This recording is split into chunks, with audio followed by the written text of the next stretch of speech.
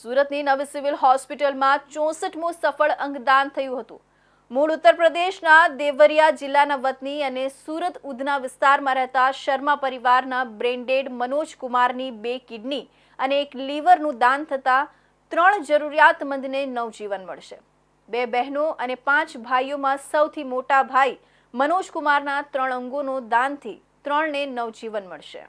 સુરત શહેરના ઉધના વિસ્તારની અંબિકા નગરમાં રહેતા અને સ્ટીચિંગના કારખાનામાં સુપરવાઇઝરનું કામ કરતા 45 વર્ષીય મનોજ કુમાર રાધેશ્યામ શર્મા ગત તારીખ 6 એપ્રિલના રોજ સવારે 8:30 વાગે ઘરના બાથરૂમમાં અચાનક સ્લીપ થઈ જતા માથાના ભાગે ગંભીર ઈજા પહોંચી હતી। પરિવારજનોએ લીંબુ પાણી આપ્યું હતું। મનોજ કુમારને વધુ ગભરામણ થવાથી પરિવારજનોએ 108 એમ્બ્યુલન્સમાં નવી સિવિલ હોસ્પિટલમાં ઇમરજન્સીમાં સારવાર માટે દાખલ કરવામાં આવ્યા, જ્યાં તેમને માથાના ભાગે ઇન્ટ્રાવેન્ટ્રિક્યુલર બ્રેઇન ઇન્જરી મગજમાં નસ ફાટી જવી હોવાનું નિદાન થયું હતું, જ્યાં આઈસીયુમાં શિફ્ટ કરી સારવાર શરૂ કરવામાં આવી હતી। સઘન સારવાર બાદ તારીખ 9મીએ વહેલી સવારે આરએમઓ ડોક્ટર કેતન નાયકે અને doctor Nilesh Kachhadiya, neurologist doctor Hemal, neurosurgeon doctor Keyur પ્રજાપતિએ બ્રેઇનડેડ જાહેર કર્યા હતા।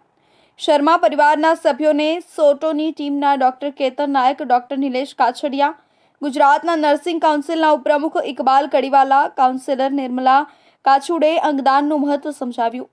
બ્રેન્ડેડ મનોજ કુમારના પત્ની આશા દેવી શર્મા અને નાના ભાઈ રોશન શર્માએ દુઃખની ઘડીમાં પણ અંગદાન માટે ભારે હૈયે સંમતિ આપી હતી। સ્વર્ગીય મનોજભાઈને 4 નાના ભાઈઓ અને 2 બહેનો છે, જેમાં સ્વર્ગીય મનોજ કુમાર સૌથી મોટા ભાઈ હતા।